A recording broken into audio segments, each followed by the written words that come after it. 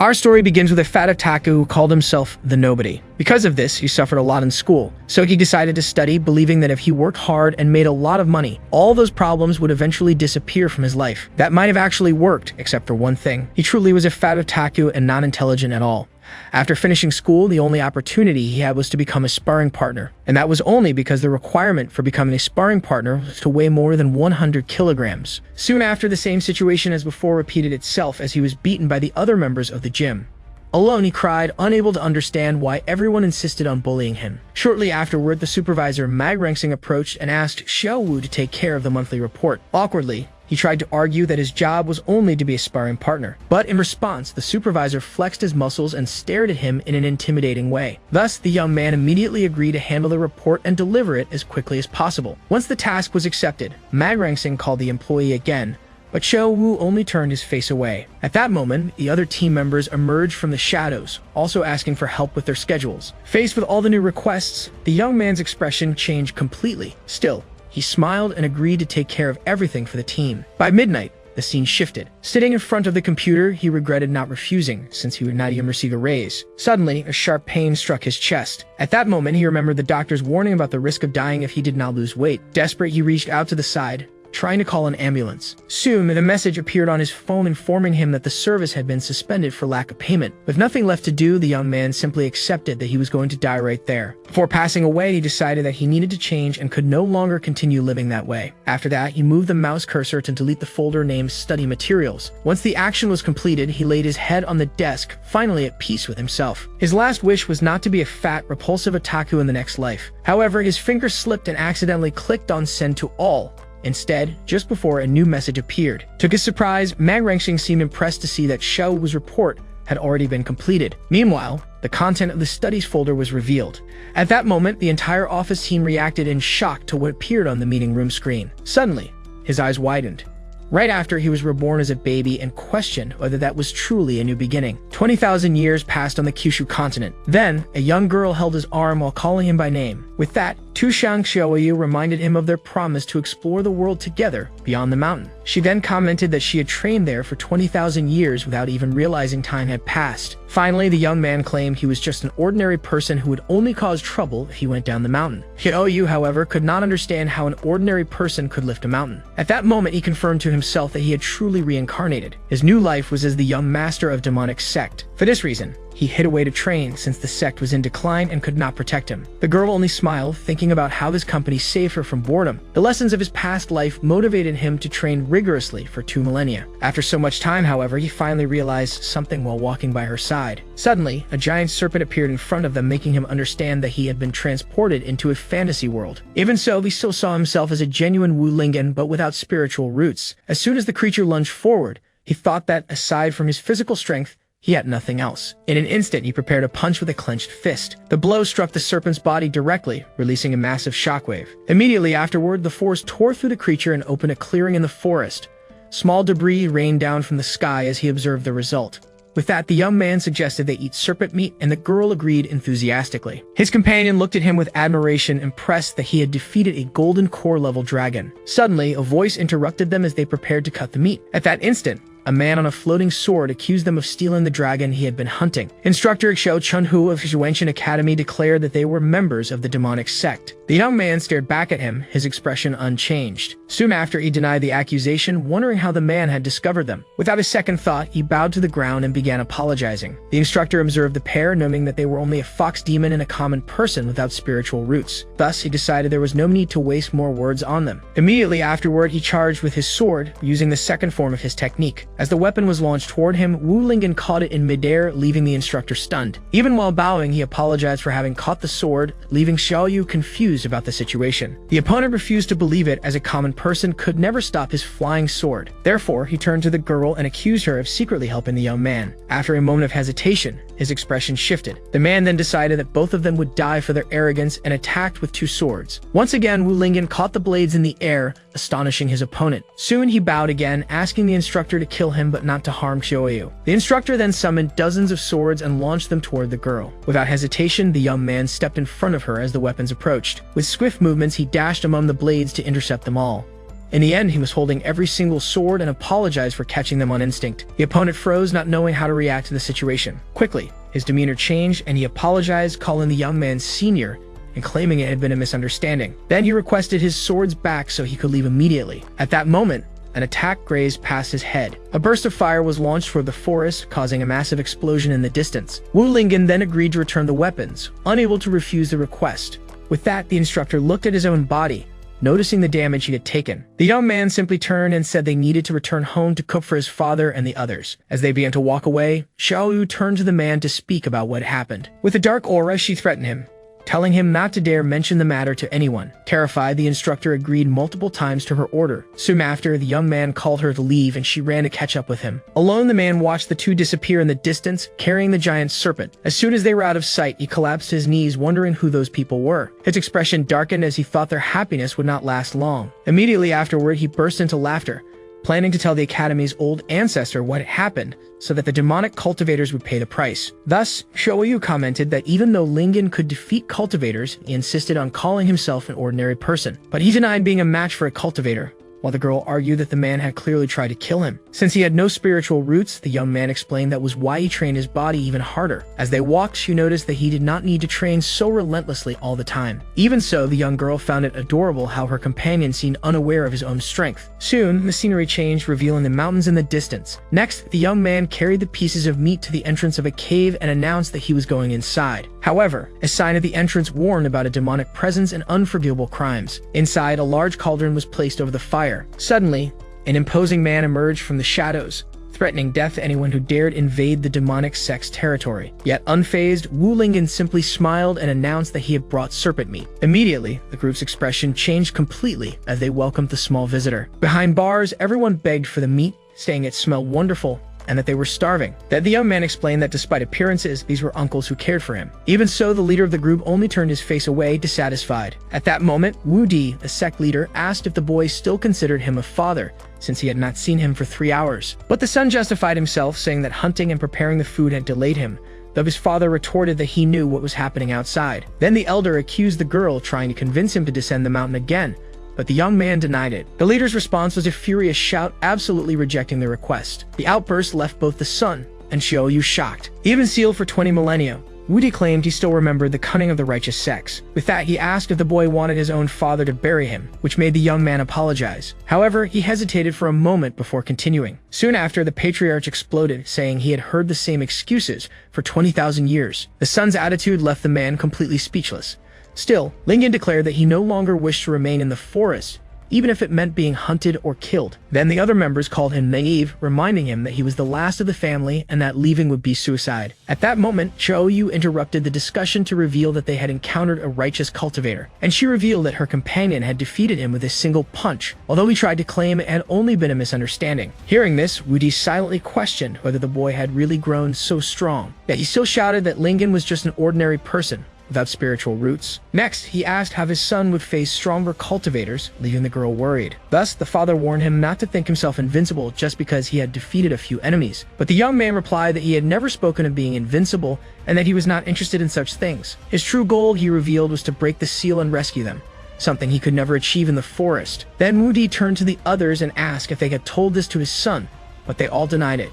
At that moment, the boy remembered how his father, even while sealed, had always cared to protect him. Now that he was grown, he declared it was his turn to protect the elder. At this point, Xiaoyu interrupted to remind them of something they had forgotten. She explained that since her companion had no demonic aura, his identity would not be discovered, and the others agreed. Even so, Wudi refused to accept the risk because any advancement would release his aura and kill him. Then the son turned to leave, asking not to be blamed for a decision he had already made. As soon as he turned his back, he heard his father shout for him to stop. Right after, an object was thrown toward him. He caught it in the air while Xiaoyu also glanced at the item. Not understanding, the young man asked what the object in his hands was. The elder explained that it was the qualification for the Asura Academy exam, suggesting it as a first destination. Immediately, the group grew excited at the news, since the academy was famous for training golden core level cultivators. Then Xiaoyu questioned the decision, but Wude argued that the most dangerous place was also the safest. With that, the young man understood that there he would find countless cultivation paths and might discover one for himself. Next, he began packing his belongings into a large bundle. Soon he appeared ready to depart with an immense load, announcing his departure for Xuanchen Academy. Curious, the girl asked how his father had obtained the item,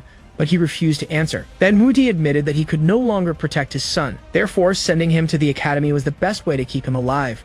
While the young man consulted a map, in secret, the patriarch spoke to the girl about the mystery surrounding Lingen's body. He then asked her, a nine-tailed fox of near emperor level, to protect him. Xiaoyu raised her hand, confirming that she understood the gravity of the matter. She then asked who would bring them food after she and the boy left. In the background, the whole group froze as they realized the situation. Finally, Wudi shouted for everyone to eat, since that would be their last good meal. Xiaoyu then said her farewells and told him to enjoy the moment. As soon as she turned, he shouted for her to wait, but the girl immediately warned that she would not bring food anymore. Then, with a serious expression, the father reminded her that the world was on the verge of collapse. Right after, he warned her that the hidden power within Lingen needed to awaken, for time was running out. Meanwhile, the scene shifted to the imposing entrance of Suwenshin Academy. There, one of the instructors organized the line, ordering everyone to maintain order and not cut ahead. The candidates were also instructed to prepare their tokens for the entrance exam. Carrying his baggage, young Wu Lingen observed the place, hoping not to draw anyone's attention. The instructor explained that the tokens had to be inserted into the mouth of a stone lion to detect spies. Soon after, he called the first in line to step forward. The candidate placed the item into the statue, which glowed and validated his entry. With approval granted, the young man thanked them and entered the academy. Next, the instructor called for the next candidate in line. In the background, the new participant panicked, wondering if his token was fake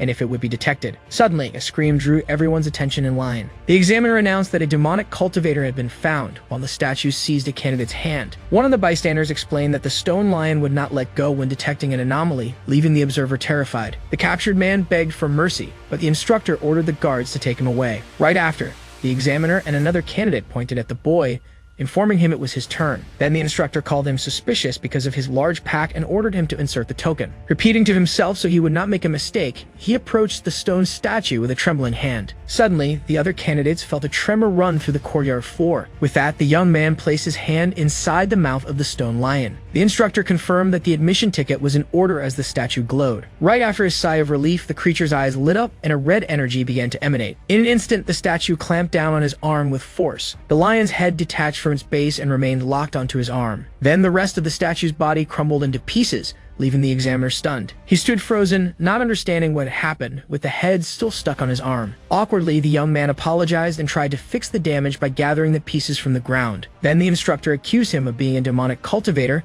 and ordered his immediate arrest. While being restrained by the guards, he tried to argue that the ticket was valid. At that moment, the examiner explained that the lion automatically attacked whenever it sensed demonic energy. Only then did the young man realize that he had been contaminated by demonic aura from living among the others. Suddenly, Shoei's voice echoed across the courtyard, ordering everyone to stop. As she appeared, the fox questioned the careless actions of the cultivators, while everyone else wondered who she was. The instructor then asked why a member of a monster clan was interfering in academy affairs. With that, the young girl grabbed Lingen's arm and introduced herself as his guardian. The revelation surprised the other candidates, who whispered that the boy must have an important background. Next, Shoeiyu suggested that the examiner verify the origin of the admission ticket. Looking down at the object on the ground, the man recognized it as belonging to the legendary #1 sect in the world. She then explained that the sect had been destroyed 20,000 years ago, and that Lingen was its only successor. One of the candidates questioned how the most powerful sect in the world could have been destroyed. Immediately after, he himself added that the name of the sect was literally just that. With that, Shoeiyu argued that it was understandable the ticket would be contaminated with demonic energy. The instructor reflected that the situation was delicate and had to be handled carefully. Even so, he warned the two not to do anything suspicious and to behave themselves. Then, Shoeiyu told the young man not to be so tense as they walked. So that no one would suspect, she advised him to act as usual, and he repeated her suggestion. Thus, the scene opened up to reveal the architecture of Suwenshin Academy. Soon, a crowd of new students gathered in front of a tower that welcomed them.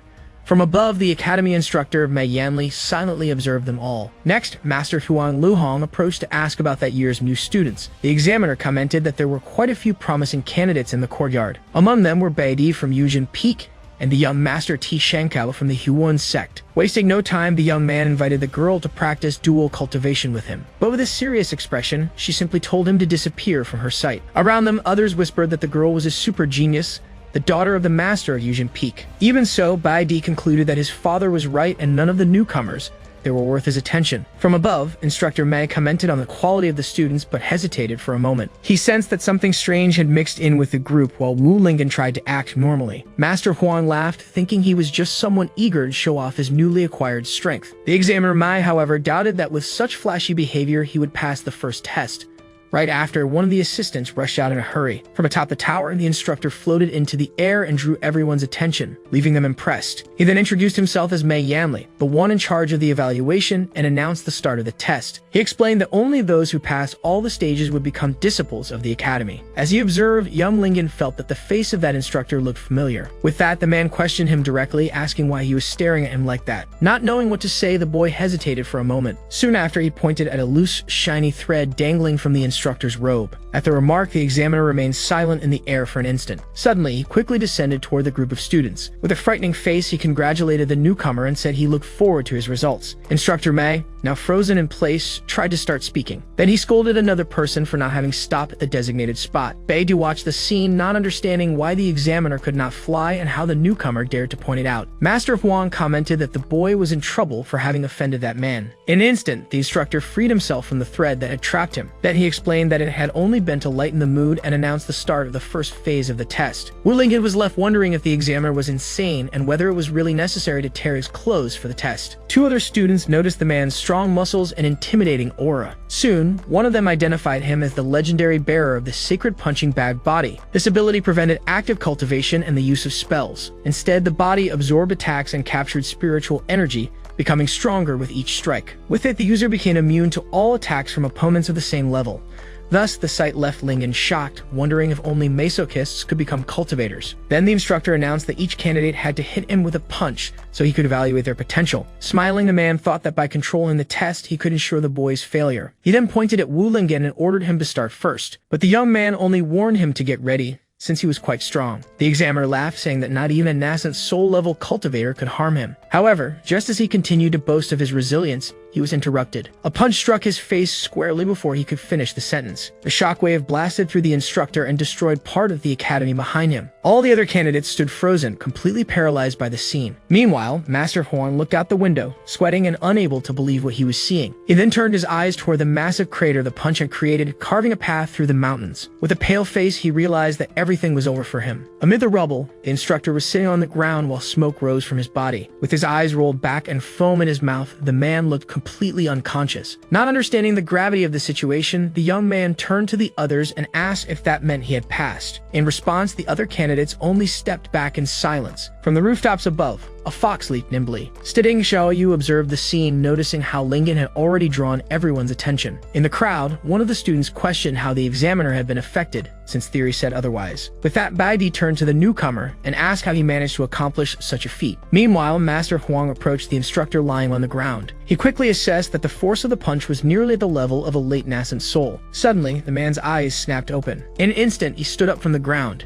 He then rushed toward the young man with a strange expression. As soon as he reached him, he accused him of having struck him off guard and in the face while the youth apologized. Then, one of the candidates concluded that the sacred body had not resisted because he was caught by surprise. The examiner warned that the previous test did not count and that he would be disqualified if he used tricks again. Next, a golden aura enveloped his body, activating the ability. One of the students recognized the technique as the supreme defensive move of the sacred body. The instructor then boasted, saying that not even at full strength could he be moved. Without hesitation, the youth landed a direct punch to his stomach. The fist sank into the man's body, but he did not move from his spot. The crowd commented in awe that the examiner had not even shifted his legs from the impact. Master Quan, however, realized that something was wrong with that reaction. Soon after, it was revealed that Instructor Mai had fainted standing up. Master Huang then intervened, announcing that everyone had passed the first round. The candidates celebrated the news while still wondering about the young man's level of strength. Next, a student approached to introduce himself to Wu Lingen. He revealed himself as Zhang Ma, the successor of the Huan sect, and listed his abilities. With that, he decided to accept Lingen as his sworn brother, leaving the young man uncomfortable with the idea. In an instant, the other candidates also approached, asking to be his younger brothers. Soon after, a boy introduced himself as Tianji from the Tianji sect, offering precise information. With an apology, he admitted that although he collected data, he had nothing on his new brother. At last, Lingen felt a sense of familiarity with his friendly attitude. Then Tianji asked which sect or school he belonged to. Awkwardly, Wu Lingen answered that he was merely a solitary cultivator. Suddenly, the crowd parted to make way for the genius of Yujin Peak. With that, the young girl accused him of liking attention and promised to show him the difference between them. Right after, the girl turned and walked away while he watched her. In the background, a hooded figure followed the scene among the crowd. Master Huan then shouted for no one to celebrate too soon. He then pressed a red button on a controller he was holding. The ground beneath the candidates lit up, and they all wondered what was happening. Amid a tremor, the group found themselves transported into a dark, enclosed place. From the outside, the structure revealed itself to be a massive metallic cube. Inside the cube, several robotic creatures and mechanized knights appeared before them. As soon as they were transported, the candidates found themselves surrounded by warriors in giant armor. From above, the scene revealed how small they were compared to the machines encircling them. With a smile, Huang Luhong introduced himself as the master of the Jiqiu Pavilion and the examiner of the second phase. He then explained that all the puppet mechanisms in the chamber had been created by his pavilion. The test consisted of dodging hidden weapons that would be launched continuously against them. Soon, he lit a stick of incense and warned that the challenge would last until a flame burned out. Chen Jie then began to warn that the weapons fired by the puppet mechanisms were dangerous. In an instant, the eyes of the machines lit up, confirming that they were real. With that, the robots began firing energy blasts at the candidates. The students ran desperately to dodge the attacks, which exploded all over the ground. The machines continued firing non-stop. Many were struck by the explosions and gave up on the test almost immediately. From afar, Huang Luhong observed that the boy from the Huan sect was doing well. Zhang Me activated his technique and stood still while the beams of light curved around him. With a smile, he boasted that no one could strike him from behind with that ability. Right after, however, a beam of light struck him squarely in the chest. The examiner only covered his face, pretending he had not jinxed him. He then noticed that the girl from the Yujin sect was also proving to be surprisingly strong. Suddenly, the cultivator's expression changed as she realized something. Meanwhile, Wu Lingen buried one of the robots into the ground. He quickly concluded that this way he would not be hit. The examiner then shouted furiously that the test was about speed and not to be misinterpreted. The examiner threatened him with disqualification if he broke any more puppets, but he only apologized. With that, young Baidi ended up remembering her father's advice. Suddenly, Instructor Mei grabbed the device, saying there was no need to waste words on the boy. He then pressed the buttons himself so that the youth would feel the full power of the puppets. The parts of the robots began to detach and merge in the center of the room. In an instant, they all fused into a single giant robot, surprising the solitary cultivator. Soon, Qi and Jai explained that the strength of that fusion surpassed the golden core level and questioned the difficulty of the test. He also warned that the puppet's weapons were coated with a deadly poison. With arrows in his back, the young man only said he felt dizzy, while the other scolded him. The examiner argued that such a thing could kill someone, but Instructor Mei did not care. Smiling, he asked if they really wanted that arrogant boy to pass the test. The giant puppet then fired a barrage of poisoned needles from its hands. In a swift motion, Wu Lingen dodged all the projectiles with ease. After evading, he stopped and looked back as if he had realized something. Looking again, he noticed that the other candidates had been struck by the attacks, and he apologized. Irritated, Instructor Mei decided to send even more puppets after him using the control device. In an instant, the young man found himself completely surrounded by the giant robots. With an aura of energy forming around him, he prepared for the confrontation. From afar, the instructors warned him that he would be disqualified if he damaged any more puppets. Collapsed on the ground, Chi promised to burn incense for him, while the others noticed the danger had lessened. The girl from the Yujin sect only observed, thinking that this was the result of liking to show off. Even surrounded, the young man remained still, staring at the robots. With that, he decided that was the only way to resolve the situation. He then bent his knees and gathered strength in his legs. With a powerful leap, he shot toward the giant puppet and struck it with a crushing blow. The instructors stared in shock, unable to believe he had managed to fly while the puppet was destroyed. The other students wondered what his level was, since flying with swords required the Golden Core stage. Fallen on the ground, Qianjia explained that he was not using spiritual aura to fly. In fact, he was only using the strength of his own legs to jump. The other candidates watched in disbelief at the power of his body, while Tianji suggested he take a break. Instructor Mei, however, knew he could not stay in the air for long and prepared to attack. Immediately, several spears were aimed at the exact spot where he would land. Unable to destroy the puppets and risking losing points, the young man needed to think of a solution. Seeing the Yujin sect cultivator dodging the attacks, he seemed to have found the answer he was looking for. With that, he landed precisely on the tips of the spears on the ground. In an instant, the young man stopped right in front of the girl. Right after, he knelt before her. With a smile, he asked what she would do next. The sudden approach left her stunned, wondering if this was the pervert her father had warned her about. In a swift move, the boy hid behind her, while the swordswoman defended herself. Thus, he continued using her body as a shield against the attacks. Irritated, the cultivator shouted for him to stop, but he only apologized, saying it was the only way out he had found. Without hesitation, the young girl tried to strike him with her blade. With that, she decided she would knock him down first before anything else. Attacked by projectiles and by his partner at the same time, the young man cried out for help when he realized he was in trouble. Collapsed on the floor, Qianji gave a thumbs up, impressed with Lingen's skill in dodging blows. From afar, Instructor Mei laughed while controlling the attacks, wondering how the two would escape. With that, the cultivator looked at the instructors and noticed that the incense stick was almost burned out. In an instant, An idea came to his mind as he observed the examiner. He then stopped running and turned to face Baidi as the arrows flew toward him. Right after, he filled his lungs with a deep breath. The instructors watched the scene, unsure if he was preparing to die. As he exhaled, a massive gust of wind created a vortex that pushed everyone back. The force of the blast dragged the other candidates across the arena floor. Even so, Instructor Mai held the controller tightly, believing it was nothing more than a bluff. The wind was so strong it even lifted their hair. The examiner warned him not to think he would pass the test, but the young man asked to pause for a moment. With that, he pointed out that the test's incense stick had already burned out completely. Examiner Huang realized that the breath had accelerated the burning and wondered what was wrong with the boy's body. Qianjie then shouted that Chief Lingen actually had a deeper purpose behind his action. With that, the gust tore the clothes of several candidates, while he explained that the chief was trying to gain benefits for everyone. The swordswoman's face turned completely red at the situation. Right after, the disciple of the Yujin sect ran off, warning that it would not end there, while the young man wondered what he had done wrong. He then looked at the other participants, who were wounded and bleeding. A voice in the background commented that it had been many years since such an interesting freshman had appeared. Suddenly, the headmaster of Suanshan Academy, Yu Tangsing, appeared, praising that year's lively and vibrant evaluation. Thus, the students wondered if that was really a headmaster, commenting that he didn't look trustworthy with his wig falling off. Then Tianji scolded them, revealing that this was the legendary Red Flame Shura Yu Tangsing. He went on to tell the story of how the leader had massacred countless demonic cultivators and dyed his hair with their blood. Even so, the other candidates did not seem very impressed with the tale. One of them then questioned why his red hair was fake if the legend was true. The headmaster turned to the boy and asked what his name was, and he replied that it was Wu Lingen. From atop a roof, Xiaoyu observed the scene. Worried, the young girl wondered why the headmaster had appeared so suddenly, and how she would fix the fact that Lingen had offended him. With that, she contacted him mentally, and the boy heard her call. She then instructed him to put the wig back on the leader's head before he noticed. Instructor might try to apologize on behalf of the boy, begging for leniency from his superior. The headmaster, however, retorted, questioning the instructor's own lack of skill. Meanwhile,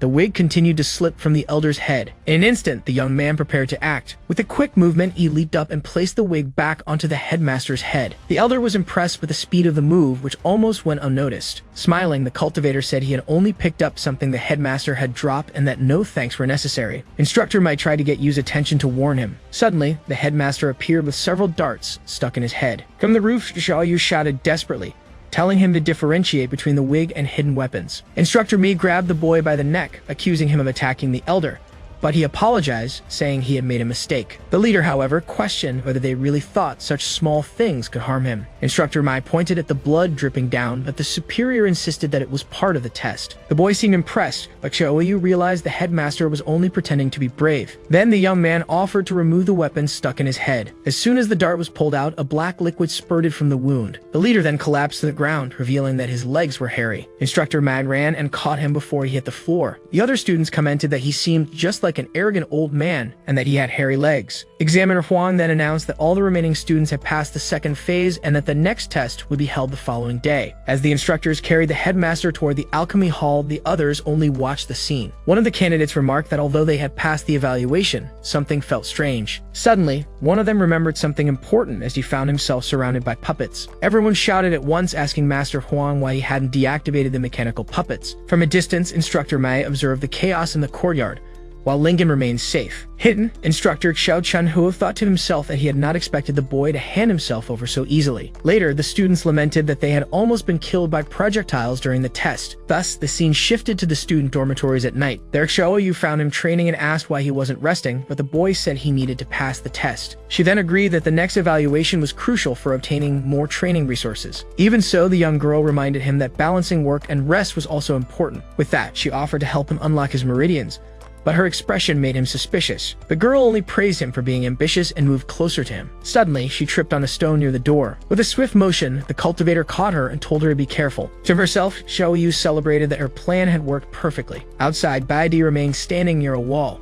With that, she promised herself that she would make Wu Lingen pay for what had happened. Suddenly, a noise startled her. Immediately, she turned toward the sound, which came from his room. Her expression changed as she tried to understand the scene. Through the window, the girl saw the silhouette of Wu Lingen and wondered what he was doing there. Thus, she tried to convince herself it was a mistake, since the boy had barely even arrived at the academy. With that, she decided to calm down so she could observe the scene more clearly. Looking again, the silhouette at the window seemed to confirm her suspicions. In reality, he was only training with his jump rope, which fortunately his uncles had found.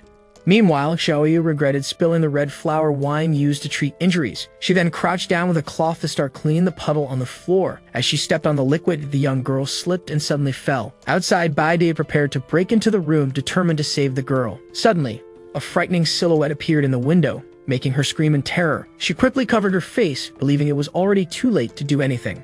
Inside the room, the cultivator asked Xiaoyu if she was all right, but she only said she had fallen. With that, she lamented that her clothes had been stained with a red liquid. The scene left him flustered, making him avert his eyes. He then offered to help her find clean clothes and turned toward the wardrobe.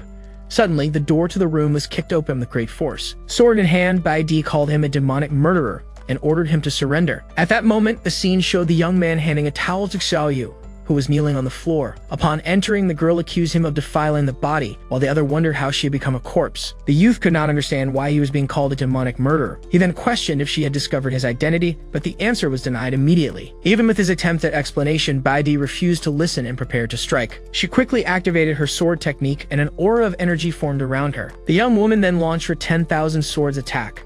With no other option, he decided he would need to offend her in order to defend himself. With that, he moved at a high speed, dodging the blades of energy. The swiftness of his movement left him surprised for an instant. Baidi then warned him not to think that was all she had. She then prepared her piercing celestial sword strike. A massive beam of energy was fired in his direction. To defend himself, he countered the attack with a direct punch. His opponent could not believe he had shattered her cutty sword using only his body. Suddenly, she felt a presence appear right behind her. In an instant, she was struck at the back of the neck with a palm strike meant to erase her memory.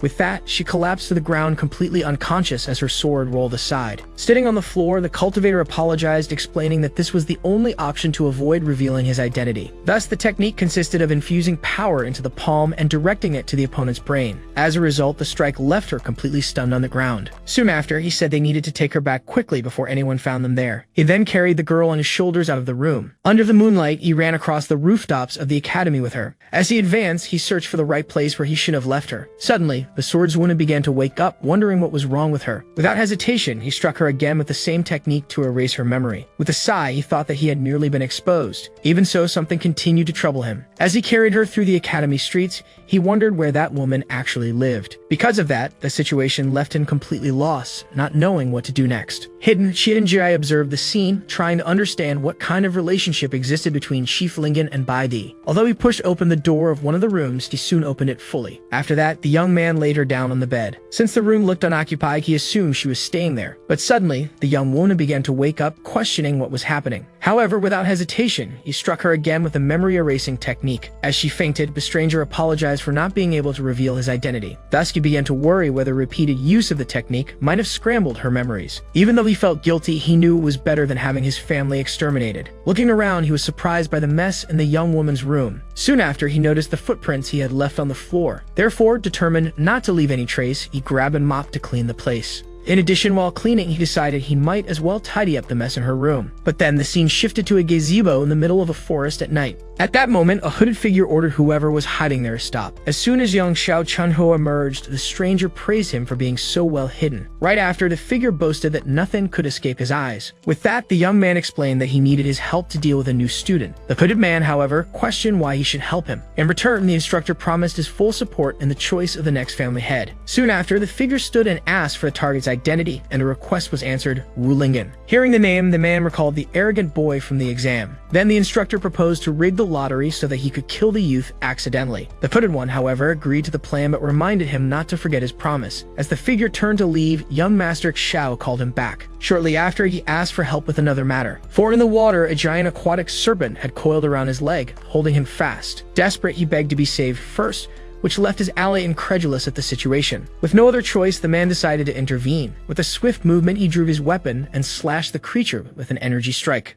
Soon after, he ran and leaped, finishing the attack with a powerful slash. Thus, with the beast defeated, the hooded figure announced that it was over. But suddenly, Xiao Chunhu fell from the sky, screaming among the trees. In an instant, the man caught him in his arms before he hit the ground. At last, the instructor praised the strength of the Xiao family's genius, but the young man only asked him to get off. With that, the figure dropped him headfirst into the water and walked away. Soon after, the spirit of Master Dan appeared, and the hooded one warned that Wulingen was not so simple. Then the master agreed, admitting that the power the boy had shown would be difficult even for him at his peak. Even so, the man boasted, claiming that no one in that world could defeat him. He then revealed himself to be a time traveler named Yahello. For, in his original life, he was just an ordinary student on Blue Star. After a traffic accident, he ended up transmigrating into the cultivation world. Soon after, he became an apparently insignificant young master of the Xiao family. One day, while tending cattle, he stumbled and fell into Manhwa. At that instant, he found the ring that housed Master Dan, beginning his journey of power. With this protagonist's story, he felt confident that every opponent was nothing but a stepping stone on his path. Moreover, Yahello declared that even without resentment, Wu Lingen's destiny was to be defeated by him. Meanwhile, elsewhere, the young man suddenly sneezed, not understanding why. After finishing his cleaning, he decided the room was tiddy enough and that it was time to leave. With that, he opened the wooden door. After saying his farewell, he left while Baidi continued sleeping. Standing before his own room, the traveler noticed something strange. As soon as he entered, he realized someone had been in his room. Soon after, he found Baidi lying unconscious in his bed. For a moment, he only stood there, watching the sleeping girl. But in an instant, he panicked upon realizing that a cultivator had broken into his room. As he approached the bed, Yahello watched Baidi turn over in her sleep. Soon, the young woman's fame as the goddess of the new generation came to his mind, and he admired her even while she was asleep. Then the young man scolded himself, reminding himself that this was not the time for distractions. With a new posture, he turned toward one of the pieces of furniture in the room. Thus, he began to analyze the situation, pondering why a girl would be tidying his room and lying in his bed. Therefore, a single conclusion emerged in his mind. She must certainly like him. The memory of comic books from his past life made him believe that, as the protagonist, it was his destiny to have a heroine in love with him. As he looked at the sleeping girl, he questioned whether Baidi could be his destined heroine. Soon after, his expression changed as he noticed that despite everything, the girl still had not awakened. At that moment, Master Dan appeared and revealed that her consciousness was damaged, which was preventing her from waking. Thus, Yahello assumed that Baidi had spent so much energy cleaning his room that she fainted, leading Master Dan to scold him. Unbothered, the young man leaned over the bed, confident he could help using the first aid knowledge from his past life. He then positioned himself in front of the bed and prepared to begin the procedure. At that instant, the girl lying there let out a faint murmur. Slowly, her eyes opened and she questioned what was happening to her body. At that very moment, the young master leaned over her with his lips ready for a kiss. Suddenly, a loud crash made Wu Lingen turn back, startled by the noise coming from the room. Immediately after, Baidi kicked open the door as she left, warning him never to appear in front of her again. Sitting on the floor, Yahello wondered why he had been attacked if she had feelings for him, leading Master Dan to suggest he might be overthinking things. Thus, the young man concluded that the women of this world were naturally reserved and that a kiss had been far too direct. Master Dan then asked how he could be so sure that Baidi liked him and had not simply entered the wrong room by mistake. With a bruised face, the protagonist answered that the reason was simple. He was a natural-born protagonist. Outside, the young woman walked alone through the courtyard as she tried to understand how she had ended up in someone else's bed. With that, a memory surfaced in her mind, showing the moment she confronted Wu Lingen and heard the accusation that he was a demonic cultivator. Little by little, the memory became clearer, and she finally began to understand what happened. In her recollection, she accused Wu Lingen of being a cultivator who used bodies to strengthen his cultivation. Therefore, Baidi realized that she had uncovered a huge secret, and that the person in the room was probably Wu Lingen's accomplice. With a determined smile, she swore that she would find proof that a thief had infiltrated Zhuanshan Academy. At that instant, her voice echoed through the night, shouting Wu Lingen's name as a promise of vengeance. The cry woke two students who recognized Baidi's voice and wondered what could have happened between her and Wu Lingen. The next day on the presentation stage, all the students were already gathered for the evaluation. While they waited, some began to complain that the evaluation had not yet started and that no instructor had appeared. Far away, Wu Lingen continued his intense training, determined to push himself even harder. As soon as Tu Xiangxiu tried to calm him about the test, he replied that he could not afford to relax. Amid the crowd, Baidi watched the scene and criticized Wu Lingen for still showing off. Other students noticed her reaction, remembering that Baidi had shouted Wu Lingen's name the night before and questioned what had happened. With a smile, Qianji approached and hinted that none of them knew the true story behind the event. Shortly after, he began to explain that the relationship between the two is deeper, preparing to tell what he had seen the previous night. Before he could continue, however, a blade was pressed against his neck, cutting off the gossip. Immediately after, Yahello appeared from behind and threatened him not to slander Baidi, making the boy agree at once. With the warning given, he walked away, leaving Qianji collapsed on the ground. The crowd commented on the sudden reaction, assuming he was just a great admirer of Baidi. Ignoring the comments, Yahello reinforced himself that she was his destined heroine, while Master Dan only watched his confidence. Suddenly, an authoritative shout demanding silence echoed throughout the presentation area. With Mai Rengxing's arrival, all the students, including Wu Lingen, turned toward the stage.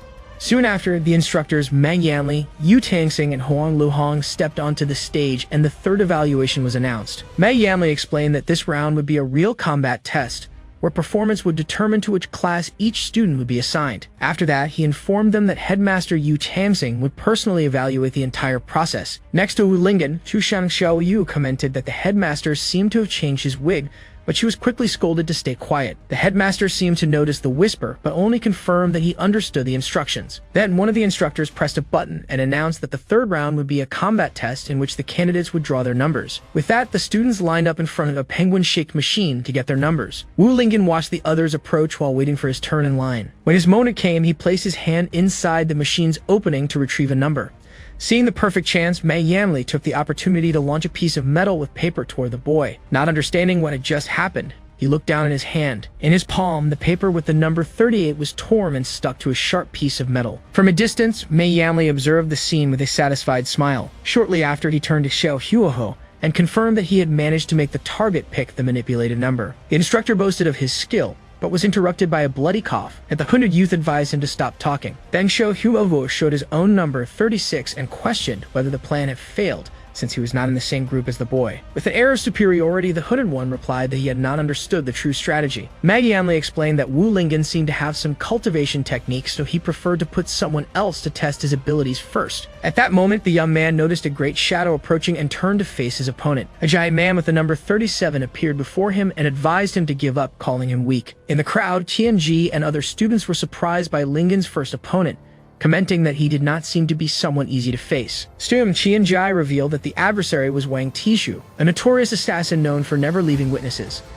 Standing before Wu Lingen, the man revealed that he had observed his two previous evaluations. With disdain, he labeled him as trash, relying only on a bit of natural strength. Wang Tishu then boasted of being at the peak of key refinement and slapped the boy across the face, provoking Tushan Shouyu's fury. While trying to calm his friend, Wu Lingen silently faced his opponent. Seeing the reaction, Wang Tishu mocked him, asking if he wanted to start fighting right there. Amid the tension, the crowd stirred, expecting the newcomer to finally react to the provocation. To everyone's surprise, he simply apologized, stating that his spiritual root was too poor, while those around him fell to the ground in disbelief. Tushan Xiaoyu scolded him for being so polite to an opponent, but he simply replied that what was said was true. Thus, Wang Tishu stepped closer and ordered him to kneel if he wanted his life spared. Wu Lingen stared at him in silence for a moment before he began to speak. At that instant, he declared that even if weak, he had reasons that compelled him to keep fighting. The assassin then warned him to prepare for defeat in the arena and turned to leave. As he walked away, Tushan Xiaoyu praised Wu Lingen's attitude, though he looked back at her confused. Far away, Wang Tishu pressed Mei Yanli for the deal to enter the superior class if he killed the boy. Smiling, the assassin walked away, promising to make the newcomer understand his true power. Mei Yanli only commented that he hoped Wu Lingen would not be eliminated in the very first round. Soon after, Mei Rengsing announced the end of the lottery and summoned the freshmen of the first match to the arena. The first to be announced was number 1, Bai Di, to the delight of the audience. Next, number 2, Zhang Me, entered the arena and immediately proposed dual cultivation, irritating the crowd. As everyone threw objects at him, Zhang Me dodged confidently, warning that attacks from behind did not work on him. Moments later, he was struck squarely on the head, completely shattering his composure. The food was deflected but ended up hitting instructor Mei Rengsing, leaving him covered in it while Zhang Me apologized. From a distance, Xiao Huovo and Mei Yanli simply watched the chaos unfold in the arena. With a serious look, the hooded youth declared he would remember Zhang Me's name for coveting the woman who was his. Mei Yanli questioned how he had gotten close to her so quickly, to which the mysterious young man replied that it was the effect of his protagonist's aura. To end the commotion, Headmaster Yu Tangsing coughed and ordered the match to begin immediately. Thus, the instructor released Zhang Me, still covered in the remains of food from the crowd. Standing on the opposite side of the arena, Bai Di only commented that this was exactly what she wanted. Therefore, Zhang Me declared that he would show his true abilities to finally win her over. Then, he prepared to execute one of his most powerful techniques. Using the shadow clone, he created multiple copies of himself that spread throughout the arena. Qianji explained that the technique created clones with swift movements, but Wu Lingen did not seem impressed. Surrounding his opponent, the clones taunted her, saying she would never defeat him without finding the real body. Bai Di only observed in silence for a moment, and suddenly all the clones vanished, leaving only Zhang Me's legs in the middle of the arena. With a quick move, the young woman landed a precise kick on her opponent, who asked if she thought he was an idiot. At that instant, he writhed in pain and accused her of using a despicable and lowly strike. Smiling, the young man began to reveal that not everything was as it seemed. Soon after, Jongmi displayed a protective metal plate, explaining that since he had harassed others before, he was already prepared for that kind of attack. Stating that his kindness had been rejected, he decided he would no longer be merciful and began gathering energy in his hands. As soon as the sphere of energy was launched toward Bai Di, he had to dodge her rapid clone attacks. In the crowd, Wu Lingen questioned why he had not fired the Kai sphere directly to strike. With that, Qianjai explained that a cultivator's level determined the distance and power of Qi, and that merely condensing it was already an impressive feat. Hearing the explanation, Lingen reflected on how strong his father and Tushang Xiaoyu really were. In the arena, Baidi managed to dodge all the blows and asked if that was all he had to show. With a wave of his hand, Zhang Mi declared that this farce should end. Warning her not to underestimate him, he prepared to redirect the attack against her. Quickly, he leaped back to gain some distance. With a victorious smile, he boasted of his control of the Kai sphere. At last, he proclaimed that his ability surpassed her imagination and launched the attack directly. With her agility, she managed to dodge his attack. The cultivator composed herself and began to evade the energy spheres with swift movements. The instructors commented on the Huan sect's unique ability to manipulate spiritual energy released outside the body. One of the students explained to Wu Lingen that the technique used threads of energy to control larger attacks, leaving him impressed. Back in the arena, Baidi faced the approaching energy sphere with a determined gaze. Then she drew her sword, irritated at being forced to use it against such a despicable opponent. With a single motion, she declared it a disgrace and cut the energy sphere in half. The impact of the slash surged forward in a straight line and struck her opponent directly.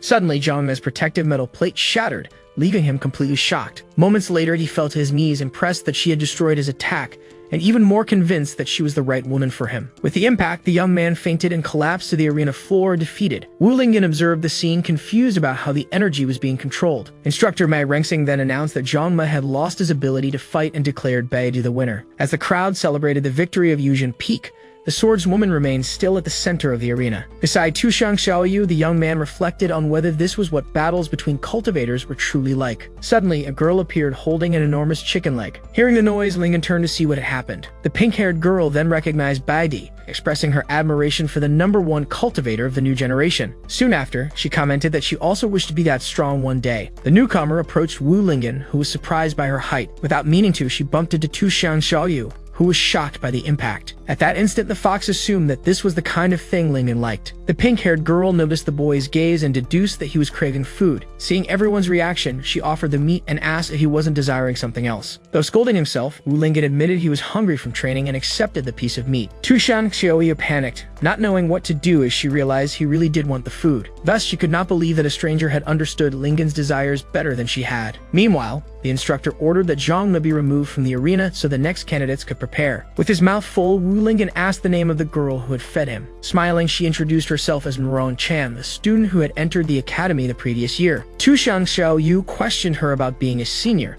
but the young woman replied it wasn't exactly like that while hiding behind the meat. Soon after, Miron Chan explained that she had actually repeated due to low grades and had come to take the placement exam. While eating, she revealed that she could be expelled if her results were poor, making Wu Lingen notice that she didn't seem very nervous about it. Shortly after, Tianji approached to share information they might not know. He revealed that the senior Murong came from a famous family of alchemists revered across the 9 provinces. Consequently, he explained that she had developed a technique that turned alchemical ingredients into food without losing their effects. Hearing this, Wu Lingen realized that the meat he had just eaten was actually a spiritual pill. At that moment, he felt embarrassed for having consumed something so valuable. But Murong Chan reassured him. She explained that she simply could not stand to see someone hungry. Her kindness left Wu Lingen and Tushang Xiaoyu speechless. Moved, he called her an angel, while the fox at his side grumbled that it wasn't that big of a deal. Suddenly, a crowd of admirers ran past them, making way for the young master. At that moment, Baidi approached with a focused gaze, ignoring the commotion around her. Without hesitation, Murong Chan ran to her and with admiration asked for an autograph. While she waited eagerly, Baidi only stared at her coldly, leaving Wu Lingen and his guardian in silence. The #1 refused the request but advised her to be careful when choosing her friends. She then turned to Wu Lingen and promised she would uncover the truth about what he had done the night before. As she walked away, the crowd began to speculate whether what Qianjai had said about their relationship was true. Because of this, Murong Chan asked if he was really close to Baidi, but the boy replied that he only knew her. Ignoring the answer, she held his hand and asked him to introduce them as she wanted to become as strong as the senior. Suddenly, instructor Mag Rengsing's voice echoed, calling Murong Chan's name twice. From the stage, he scolded her for not listening and told her to hurry to the match. As she ran, the girl asked Wu Lingyan not to forget to deliver her message, and he agreed to try. With that, Tu Shangxiu advised him to stay away from her, but he replied that he thought she was a good person. He then reflected that someone who cared so much about a stranger could not be a bad person. On stage, the instructor reminded her that this was her last chance to retake the exam. The girl then took a deep breath to prepare for the fight. With a determined look, she told herself she needed to win at least one battle in order to stay. Then the thought of having to return to a dark place terrified her. The instructor then announced the next match and called number 36 to step onto the stage. In response to the call, a hooded figure began walking toward the presentation platform. Murong Chan watched her opponent approach, and her expression shifted to complete surprise. As he lowered the hood, Xiao Huovo revealed his face with a smile and announced that he was coming. With both sides in position, the instructor prepared to start the match. Meanwhile, the two opponents stared at each other with serious expressions, ready for battle. In the upper seats, Yu Tangxing and Huang Luhong questioned how the young woman of a Murong family ended up in the freshman test. Soon, the stern young man explained that she had failed almost all evaluations, even the alchemy test, and would probably have to repeat the year. With that, both concluded that if the senior did not win any matches, they might have to send her back to her family. Then Qianji commented to Wu Lingyan that although she could prepare powerful medicinal foods, the girl had no combat skills. In the center of the arena, the instructor once again positioned himself to give the signal. Then, with a backward leap, he announced that the match had begun. With clenched fists, the Murong heiress told herself she could not afford to lose no matter what. On the other hand, her opponent commented that he had not expected to fight such a cute girl. Right after, the young man imagined he would win easily with his vast experience. Even more confident, he fantasized that after the fight, both she and Baidi would be impressed by his strength and join his harem. At that moment, the girl charged with a shout and threw a straight punch. Her fist struck the young man's face squarely, catching him off guard. With the impact, he was thrown backward, while his opponent gave him no respite, moving in for another attack. Then Wu Lingyan questioned why that idiot was just standing there smiling, while Tu Shangxiu suggested he must be thinking of something happy. Inside his mind, Master Dan scolded him for daydreaming, but the fighter insisted he would win because he was the protagonist. Back in the fight, Senior Murong charged and threw another straight punch at her rival's face. At the last second, he managed to grab her fist, halting the attack. With the blow blocked, the young man warned that the same move would not work on him a second time. Right after, he threw her over his shoulder, launching her to the other side of the arena. The young woman landed hard on the ground as her opponent began to rise for his next move. Even so, with her guard raised, she prepared to charge again. With that, the young man used his speed, claiming that ordinary hand-to-hand combat would never reach him. In the audience, Wu Lingyan shouted words of encouragement to the senior, to Tu Shangxiu's dismay. Panting, the young woman seemed to be running out of energy to continue the fight. Even so, refusing to lose, she pulled out two enormous meat legs, determined not to give up. To her rival's surprise, the girl began devouring the food right there in the middle of the arena. Then Qianjai explained that the fighter was using spiritual food to increase her combat power, making Wu Lingyan realize it wasn't hunger. Soon after, he revealed that the food was actually real pills, and that eating so much at once could have serious consequences. Suddenly, the accumulated energy exploded in a bright light that blinded the young man for an instant. Immediately after, the Murong heiress appeared with her clothes torn, but surrounded by an aura of power. In the audience, Wu Lingyan and Tu Shangxiu wondered if what they saw was an explosion of her body or just of her clothes. With a nosebleed, the young man let out a mocking laugh. He then declared that even with a last-minute effort, the senior would not be able to defeat him, only be scolded to wipe his nose first. Ignoring the remark, the girl replied that she had to try even if it seemed impossible. With a shout, she charged at her opponent, breaking the arena floor as she advanced. The attack surged toward the fighter, who prepared for the impact. While Master Dan warned him that her strength had surpassed the key refinement stage, he replied that he already knew. Then the combatant declared that the fight was not over yet and prepared to strike again. With that, the young man announced that he would also begin fighting seriously. Her fist then clashed against the sword he used to defend himself. The strength of the impact surprised him, leaving him stunned for a moment. Then the punch shattered his guard and struck him directly. Wu Lingyan was impressed by the senior's power, but Tu Shangxiu noticed that she was only forcing her body to its limit. Soon after, the observer explained that with that level of intensity, the young woman would not last more than a few minutes. In the middle of the ruined arena, the heiress breathed heavily, already exhausted from the battle. With sweat dripping down her face, she wondered aloud if she had managed to win. On the observation platform, the instructor asked if the young man had been beaten to death, but Headmaster Yu Tangxing reassured him. With a serious gaze, the headmaster affirmed that the battle was not over yet. Amid the smoke, the silhouette of Asura appeared, and the opponent was surprised that he had been pushed to his limit by a local girl. With a battered face, he stood up and decided it was time to show his true strength. With his sword on his shoulder, the young man declared that he needed to show his true strength. Then, with his wounded face, he warned that this time he would not hold back. With that, the fighter charged forward swiftly, promising not to go easy on his opponent. The Murong Harris was startled by his speed as he moved in circles around her. As the fighter leaped above the arena, Wu Lingen shouted for her to look up, making her react. Soon, an attack from above struck the ground with force, shattering the arena floor. Just in time, the girl managed to leap backward and avoid the blow. With a blue energy lotus blooming in his hand, the rival declared that she would not be able to escape. Then he launched the technique Blue Heart Fire Lotus directly at the young woman. The energy erupted into blue flames, engulfing the combatant and destroying part of the arena. In the stands, Wu Lingen and Tushan Xiaoyu watched the scene in silence, unable to react. Amid the flames, the girl screamed as her clothes were burned away by the energy. At once, Tushan Xiaoyu covered Wu Lingen's eyes so he would not see, while the audience reacted to the strike. The instructors recognized the blue lotus flame and concluded that the match already seemed decided. Standing in the smoke, the young man glared at his opponent and asked what was wrong. With a smile, the fighter mocked whether she still refused to surrender, while the girl stared back at him with determination. Without replying, the Harris pulled out a bottle and drank its contents in one go. At once, a fiery aura exploded around her as the bottle shattered on the ground. The unexpected reaction left the young man completely shocked. Then the combatant charged forward with a shout, releasing a wave of energy that sent debris flying. The young woman unleashed a flurry of rapid punches against his sword, forcing him to struggle to block them.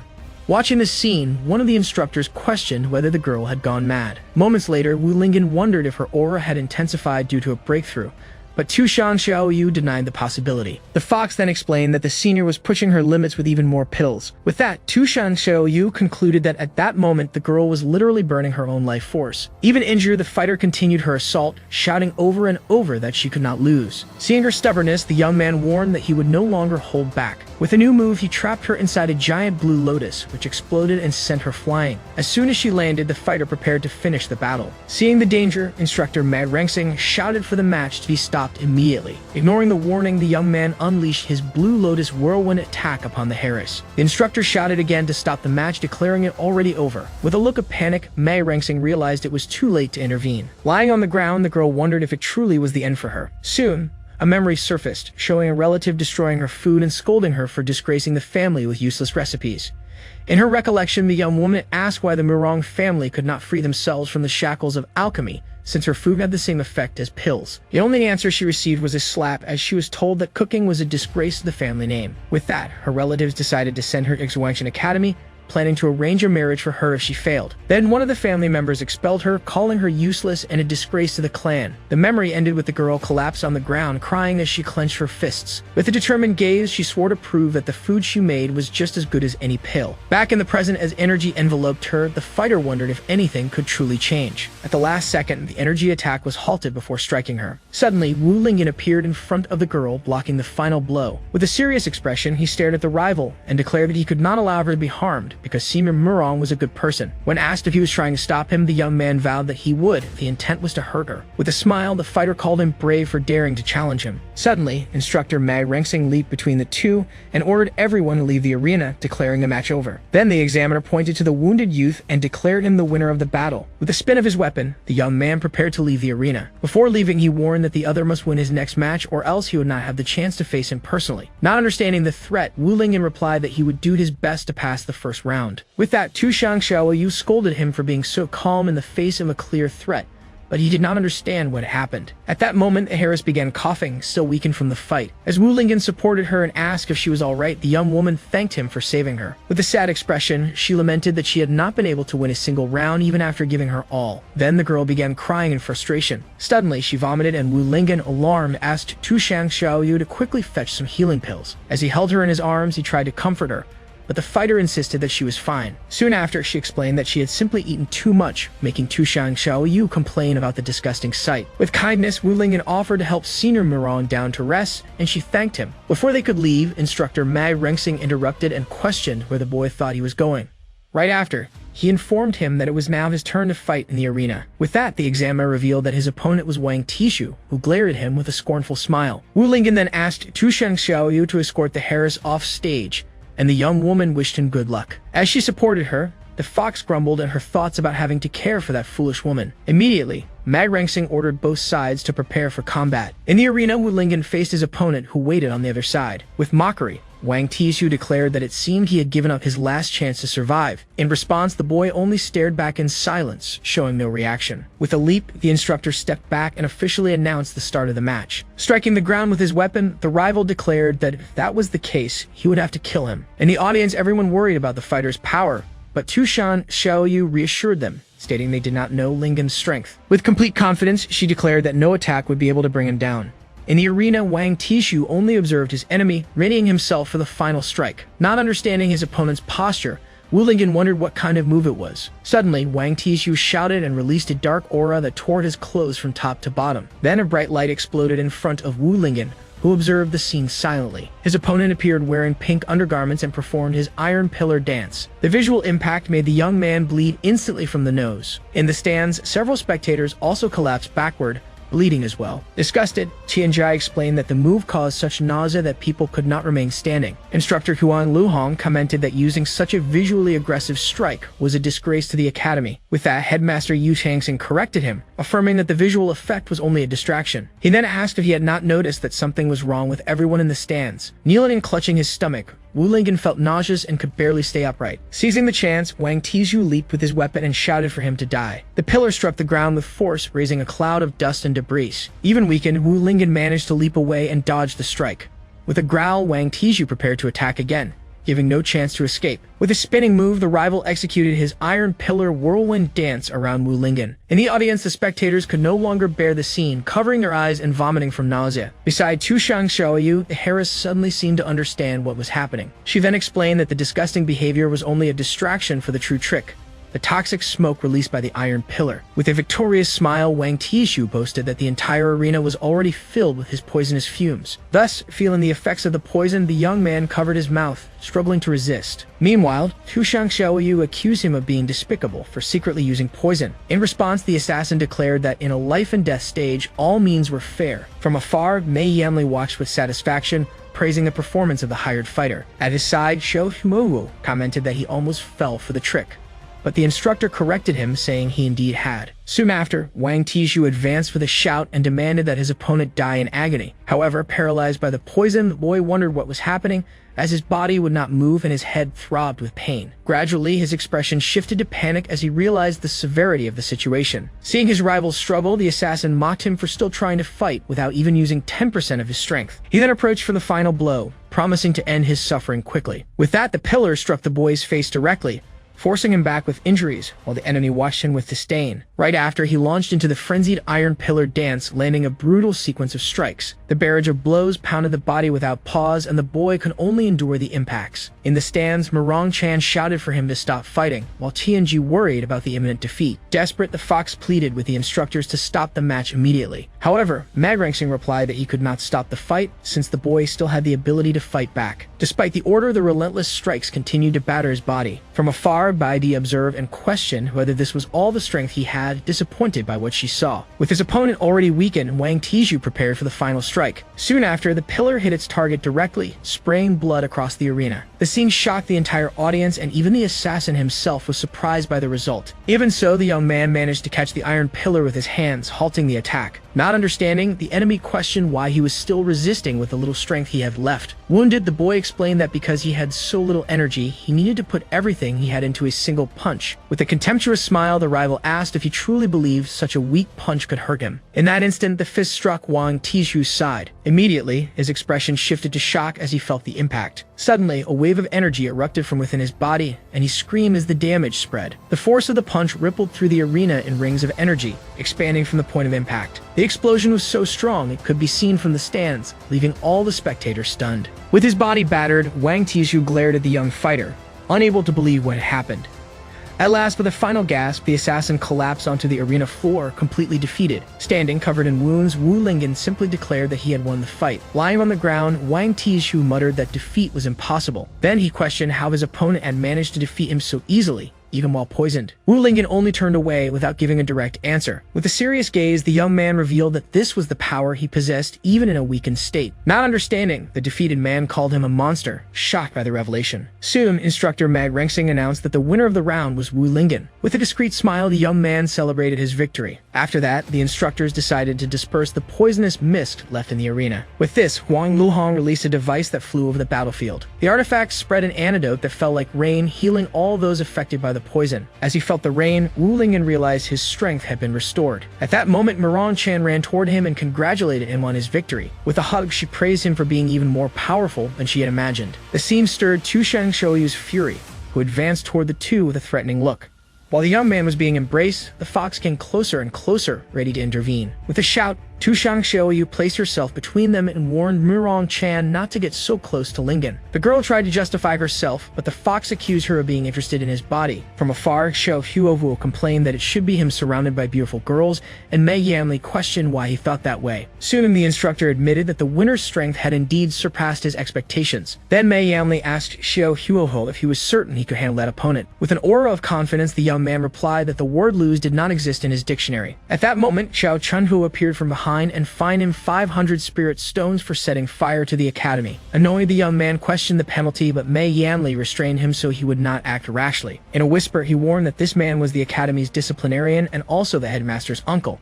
Xiao Chunhu only observed the scene with a serious and intimidating expression. With that, Mei Yanli pointed out that the headmaster was watching the commotion from afar. Reluctantly, Xiao Huohu agreed to pay the fine and handed over a bag of spirit stones. Immediately, he received another punishment, this time of 1,000 stones, for maliciously attacking an academy staff member. While Mei Yanli tried to calm him down, the young man shouted in rage but ended up agreeing to pay. As soon as the two left, he knelt on the ground and swore he would make the headmaster and that old man pay double for what they had done. Falling to the ground with his anger boiling, Xiao Huohu cast one last glance toward Wu Lingyan, as if blaming him for his frustrations as well. Suddenly, Wu Lingyan shivered, feeling a cold chill run down his spine. He muttered under his breath that the air had grown strange, leaving Tu Shangshoyu intrigued. Soon after, Tianji congratulated him for defeating a 5-star assassin, but Wu Lingyan replied seriously that the fight had not been as simple as it looked. With a mischievous smile, the informant revealed that the battle had earned him valuable information about Wang Tishu, which he could sell for a good price on the black market. At that moment, instructor Mag Rengsing called Tianji, reminding him that his participation in the first round was still pending. Surprised, the boy realized it was his turn to fight. With firm and cautious steps, he climbed onto the arena to face his opponent. On the other side, Yu Jaxu waited silently, a young man with red hair and a calm gaze. In the upper seats, headmaster Yu Changsing confirmed to Huang Luhong that the boy was indeed his useless grandson. He then explained that since the youth refused to learn the family's techniques, he had no choice but to send him to the academy. In the stands, the revelation stirred murmurs among the students, who commented on the competitor's identity. While Wu Lingyan's group showed concern, Qianjie remained calm and declared that his leader was underestimating him. With his book in hand, he stated that even without great combat skill, intelligence could compensate for the difference in strength. Facing Yu Jaxui, he revealed that he already possessed much information about him, since he was the headmaster's grandson. With confidence, he declared that by using the secret techniques of the Tianji sect, he would never fall without a fight. As soon as the instructor announced the start of the match, the two locked eyes intensely. Soon, Qianji activated his divine technique, and a celestial eye opened on his forehead. Tu Shangshoyu, surprised, explained that it was a secret ability of the Tianji sect, mastered by only a few capable of seeing the future. Observing Qianji's stance, she remarked that he had indeed saved a trump card for this moment. Meanwhile, Yu Jaxi prepared himself, curious to see the power of that technique.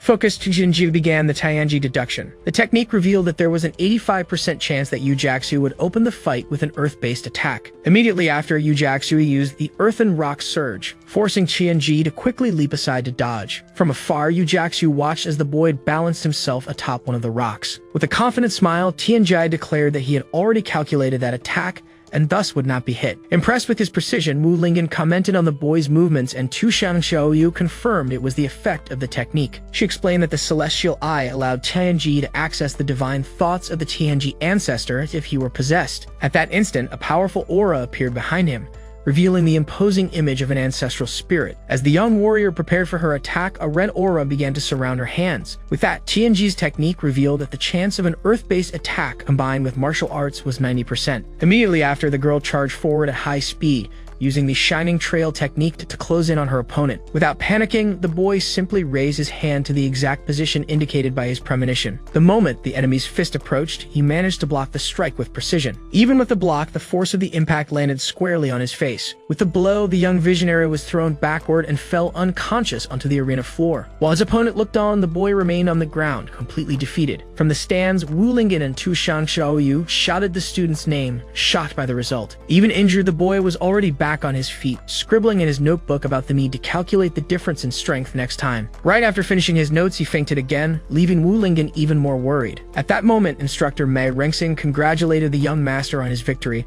while Wu Lingen wondered if his companion would be alright. In the upper seats, the headmaster remarked on the fighter's progress but lamented that he still refused to use the Yu family techniques. After the fight, the victor looked toward the instructors in the sky and then turned to leave the arena. With that, instructor Mag Rengsing authorized him to step down from the stage. Soon after, Wu Lingen carried his colleague on his back, praising him for his strength and his third eye technique. With his face swollen, the boy replied that he didn't need to learn such things, but Wu Lingen regretted having little talent for it. At that moment, instructor Mei Rengsing announced that the second round would be organized randomly and that the students called should step into the arena. In the upper seats, the headmaster instructor Tuan Luhong questioned the decision to select opponents at random. Elsewhere, Xiao Huovu worried he might not get to face Wu Lingen, but Mei Yanli reassured him. With a smile, the instructor revealed that Wu Lingen had offended more people than just the two of them. Immediately after, Mei Rengsing crushed a piece of paper in his hand and announced that the first match had been decided. Standing before the lottery machine, he opened the slips to reveal the competitors' names. Thus, the fight would be between Wu Lingen and Xiao Huovo, who smiled confidently. However, Tu Xiaoyu and Murong Chan questioned how this was possible if the selection was random, but Wu Lingen said he hadn't heard anything about it. At once, the instructor defended himself, asking how they could possibly manipulate the results to target new disciples. Soon after, Xiao Huovo stepped forward, claiming he believed instructor Mei would show no favoritism. Seeing his rival's hesitation, Tu Xiaoyu accused him of being arrogant and afraid to fight. With a serious look, Wu Lingen interrupted her, declaring that enough had been said. He then stated that to enter a better class, he could not back down even a little. While Murong Chan and Tu Xiaoyu admired their companion's resolute stance, the visionary took the chance to jot down the two girls' interest in his notes. With both opponents in position, the arena fell silent, awaiting the start of the combat. With a smile, Xiao Huowo remarked that he hadn't expected his rival to actually have the courage to step up and fight. He then charged forward, determined to settle both old and new grudges at once, striking the arena floor with his weapon. Moments later, Tu Xiaoyu complained about the surprise attack, but instructor Mei Rengsing pretended he had already announced the start of the match. Irritated, the fox concluded that everyone in the academy seemed to be targeting her brother. In the arena, the two fighters exchanged a series of high-speed blows. With a swift move, the aggressor created an afterimage to confuse his opponent. As soon as a spectator shouted a warning, Wu Lingen was already turning toward the strike from behind. He then delivered a quick punch and Xiao Huoho admitted that the boy's speed was indeed impressive. Immediately afterward, a massive explosion of blue energy spread across the arena. Without retreating, the challenger used his own arm to block the advancing blue flames. With this, the opponent declared that he had already deciphered his fighting style and would not allow him to get close. Feeling the heat of the energy, Wu Lingen blew on his own hand to cool it. Suddenly, the boy's expression changed as he realized something important. With a shout, Xiao Huoho invoked the 3000 Fire Dragons technique, summoning two massive creatures of blue flames. With that, the high temperature of the flames forced his opponent to retreat as he realized he could not block the strike with his body. From afar, Mei Yanli observed with satisfaction, encouraging the attack to corner his rival. Meanwhile, Baidi watched the fight, waiting for Wu Lingen to finally reveal his demonic techniques. Cornered at the edge of the arena, he saw his enemy preparing a new strike to finish him once and for all. Moments later, the technique Twin Dragons Entering the Sea surged toward Wu Lingen, who braced himself for the imminent impact. With a shout, Wu Lingen declared that he had no choice but to use his full strength. Meanwhile, Murong Chan and Qian Ji watched with excitement, eager to see which move he would use. With his hands positioned, the young man prepared to execute one of his immortal techniques. Then he shouted chest exercise, unleashing a wave of energy that repelled the blue flames. Shocked, Xiao Huohu protested that this was nowhere near an immortal technique, while the challenger boasted that he had developed it from his experience with workouts. With that, the opponent admitted he had some skill, but warned that his tricks did not end there. Soon after, the energy of the dragons dispersed, exploding into small flames around the young fighter. In an instant, the flames transformed into dozens of small lotus flowers of fire. With the arena covered in flames, Xiao Huohuo challenged him to try catching them with his hands. Faced with the new threat, Wu Lingen decided he needed to use an even stronger immortal technique. Immediately, he performed the immortal technique of side-by-side jumping. At that moment, Zhangma, who was watching from afar, questioned whether he had learned his technique, but was scolded by a fellow student. With rapid movements, the young man created multiple afterimages of himself that moved across the arena. Annoying Xiao Huohu realized his rival was using the airflow from his movements to disperse the flames. With his opponent still surrounded by elemental fire energy, he prepared for a finishing strike. Thus, Xiao Huohu invoked the prison of flaming rock confinement, encircling the challenger with fire and stone. Meanwhile, Tianji and Murong Chan questioned how he could use earth techniques, and the informant noted the absence of elemental fluctuations. Soon after, Megianli bragged about Xiao Huo's 5-element switching technique, prompting the boy to complain that he was just making up names. With a smile, the opponent reflected on how the natives of this world did not understand the principles of the 5 elements. In the upper seats, Headmaster Yu Tangxing ordered Huang Luhong to record the boy's technique. However, the instructor recalled the high cost of spiritual rock crystals, causing the headmaster to choke in surprise. Back in the arena, Xiao Huohu boasted that with knowledge of the world's principles, his techniques had infinite variations. With a new shout, he prepared to unleash his finishing strike. Then the young man executed the piercing rock explosion, causing the walls of fire and stone to collapse upon his opponent. Soon after, the rocks and flames came crashing down on Wu Lingen, who was trapped at the center of the explosion. Thus, Qianji and Murong Chan shouted his name, worried about the result of the attack, while the headmaster lamented the loss of his spirit stones. Huang Luhong tried to get his attention. With a chicken leg in her hand, Murong Chan prepared to rush in to save Wu Lingen, refusing to stand idle. However, Tushang Xiaoyu stopped her, insisting she should not make her brother's problems worse. With total confidence, the fox reassured her, guaranteeing that such a small technique was no problem for him. With an air of superiority, Xiao Huohu declared that a native of this world could never compare to him, the son of destiny. Suddenly, the ground of the arena began to tremble and crack beneath his feet, leaving him stunned by what was happening.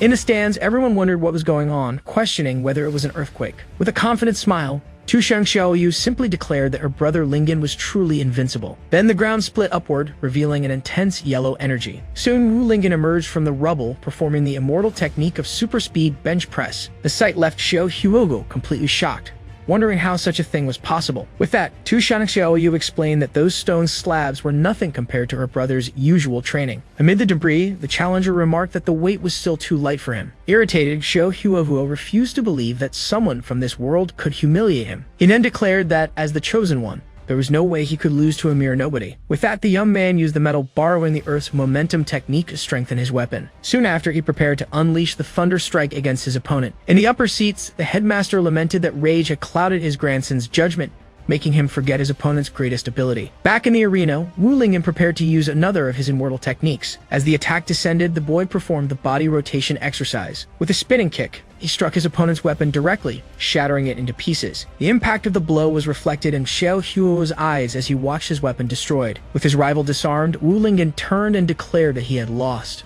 In the stands, Tushang Xiaoyu and Murong Chan cheered his strength and victory. From afar, Meng Yanli grew irritated, questioning how his fighter could lose to a boy without cultivation. With victory secured, the challenger began to walk away, leaving his enemy behind. Fallen on the ground, Xiao Huo screamed, refusing to accept defeat and ordering him to stay where he was. He then rose to his feet and begged Master Dan to lend him strength, determined not to lose that way. Hey everyone, did you enjoy the story? I really liked it. If you want to follow the next part, make sure to subscribe to the channel and leave a like. See you in the next story, guys.